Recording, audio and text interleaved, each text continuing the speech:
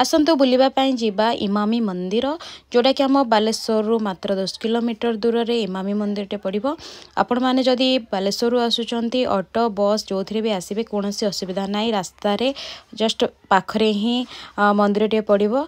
तो बेसी बाट भी चलने को पड़ोनी और चारि साइड देखो बहुत बढ़िया पाचेरी भी बना जाइए। चलतु जानिबा इमामी मंदिर विषय। Welcome to my YouTube channel. आपण मानको पुणी थे मोर यूट्यूब चैनल को स्वागत जनाऊँगी। चलतु आज इमामी मंदिर विषय किसी जानिबा आ मंदिर चारिपार्श्व देखिबा। तो प्रथमे जीवा रास्ता रे मेन गेट ही पड़ुची जोड़ा कि आपण माने देखि पारिबे और रास्ता मंदिर साइड रे ही किछि प्रसाद मध्य बिक्री होउची आ एपटे सिक्यूरिटी मध्य अछंती। आ देखंत एटा होची पाचेरी परे मंदिर टे बहुत सुंदर भाबरे मंदिर टे देखा जाउची। जदि आपण माने आसुछन तो निहाती सखाळु आसंतु आ दर्शन करंतु। एटे हमर जता चप्पल स्टैंड रहिची आपण बिना मूल्य रे एठी जता चप्पल रखि पारिबे। आ एठी बढ़िया गोटे कुंड हेची आपण पाद मध्य धोइकी मंदिर भीतर को दर्शन करिया पय जाई पारिबे। तो पूर्व द्वार जोड़ा कि हमर श्रीमंदिर जमती आम पूर्व द्वार रे जाते से टाइप ये पूर्व द्वार पटे ही जाऊँगी।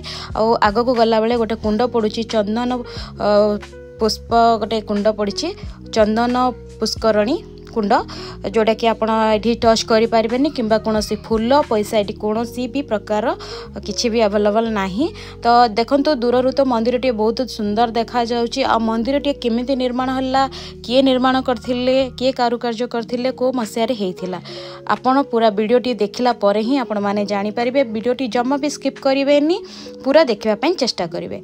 आमे आसीथिलु सखाळ 8टा रे जोड़ा कि आरती टाइम रे ही आसीथिलु। तो मंदिर व्यतीत अन्य देवादेवी ये पूजा अर्चना हुए जमती आमर गणेश ठाकुरंकर चर्चिका माँ विमला माँ कमला समस्त ये बढ़िया से पूजा अर्चना करा जाए। ये बहुत गोटे यज्ञ कुंड भी अच्छी। यज्ञ कुंड पछपटे व्रतघर बाहाघर जन्मदिन बहुत बढ़िया से ये माने बना हुए।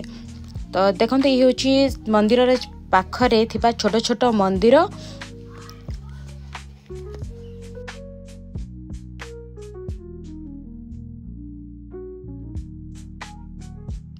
मंदिर गुड़ाक आमर कोणार्क मंदिर अविकल होइछि। सबु मंदिर रे छोट छोट मूर्ति किंबा अंकन करा जाइछि। मंदिर 8टी 16टी चक बना जाइछि आउ 4टी घोड़ा।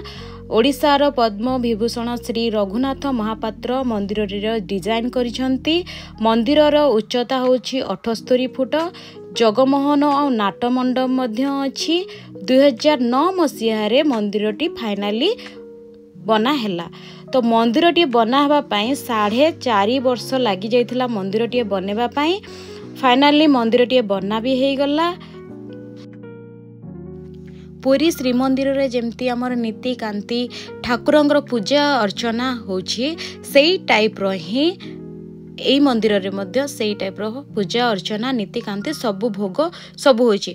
आउ मध्याह्न भोजन मध्य एठी प्रस्तुत माने कि आपण जदि चाहिबे मध्याह्न भोजन रे खाइबा पई तो एठी निहाती भाबरे टिकेट काटी के आपण माने मध्याह्न भोजन खाइ परिबे। तो आपण माने जदि आसुचंदी बुलिबा पई तो निहाती आसीबा प्रसाद खाइ कि मध्य जिबे। किंतु एठी होटल रो कोनोसी व्यवस्था नाही। आपण जदि बालेश्वर आछन तो बालेश्वर ही आपण होटल बुक करके सेठी आपण माने रहिबे। आ जदि आपण माने बुलिबा पई आछन तो निहाती बुली के जानतु। बहुत सुंदर मंदिर टिए हेछि। आलती मध्य देखिबे। आलती रे आत्मा शांति हो जिवो देखिला माने। जदि आपण मानकु मो वीडियोटी भल लागुथा तो निहाती भाबरे चैनल को जदि सब्सक्राइब करि ना तो फटाफट सब्सक्राइब कर देबे, लाइक करिवे, बहुत सारा शेयर करिवे आउ कमेंट रे लिखि देबे जय जगन्नाथ। तो मत तो बहुत ही बढ़िया लगी मंदिरटी। आपण मैंने भी आसतु बुलिकिना एमती जातु फैमिली सांगरे। आम तेज दर्शन कर सारूनी। आ बाकी रहा प्रसाद भी बंटा जाऊला। तो से भी बहुत बढ़िया प्रसाद बंटा जाऊला। बहुत बढ़िया भी टेस्ट बहुत थिला। ठाकुरंकर तो एमती जो भी प्रसाद खाइबे तो टेस्ट ही लगे ना। तो रोचे फ्रेंड्स बाय। पुणे न्यू ब्लॉग रे आसीबी।